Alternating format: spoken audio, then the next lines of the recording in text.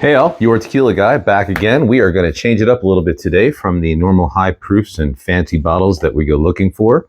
We're not going to do anything that's privileged or highly allocated. Today we're going to speak about an everyday brand that I love called Olmeca Altos.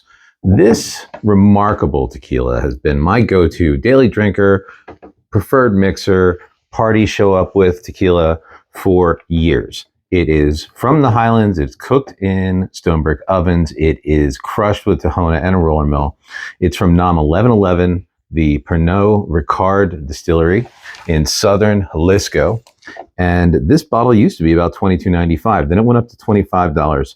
I actually met the importers of this product about 3 years ago when it was still only 25 bucks. And I said, how do you get this level of quality into a bottle this inexpensive? And a guy looked dead at me and goes, you got to make a lot of it, which I was just blown away. And he understood the assignment. He really did. So let's get into this a little bit. I'm not going to waste a lot of time. We're going to open this up. We are going to pour ourselves a sip. Now, because it's not a high proof, because it's not anything too intense, too crazy, you're probably not going to get a lot of those things you go to the high proofs for. You're not going to get a lot of olive. You're not going to get off the chart minerality like I'm so fond of talking about. You're not going to get the dense, oily mouthfeel that almost makes you feel like you're drinking something that's akin to a syrup, which I'm not mad at all. I like that a lot. So let's take a look at those legs. So we swirl the glass, and then we look right at the legs. The legs are going to start right here.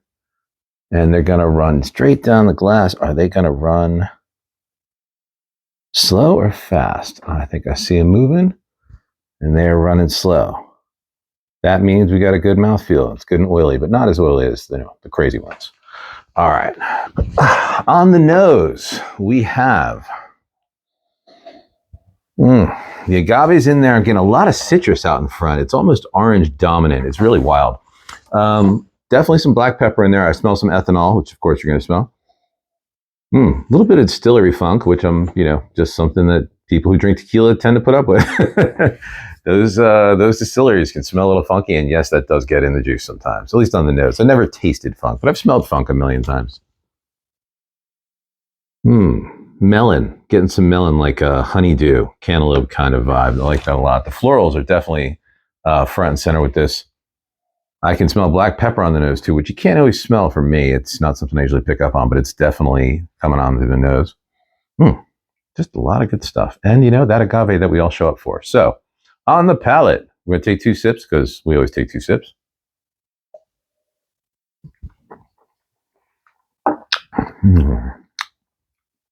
All right, that's the first one.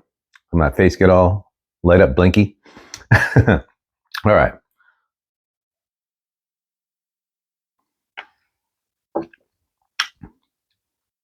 Yeah, big fan.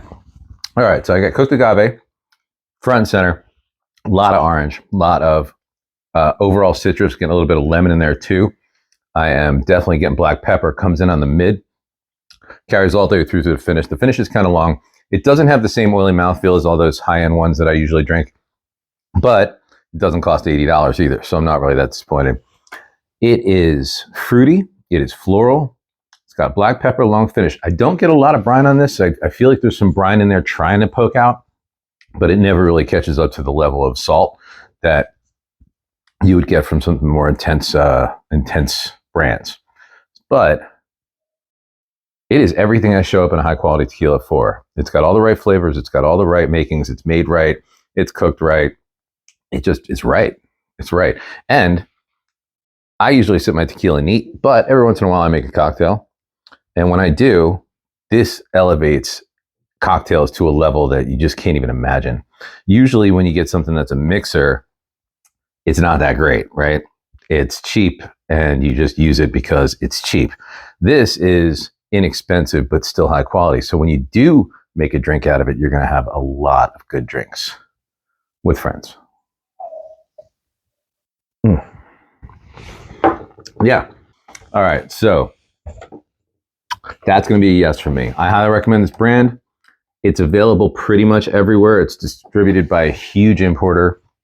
And you can find this in almost any store, which is one of the things I like about tequila. You go into stores looking for bourbon, you might not find anything that anybody would consider really high level. But in tequila, even in a crappy liquor store or a bottle shop, there's always 2 or 3 at least acceptable choices. And this is definitely one of them. So Olmeca Altos, that is in the yes column. I want to know in the comments, have you had this before? Do you like it? Do you not like it? Talk to me a little bit.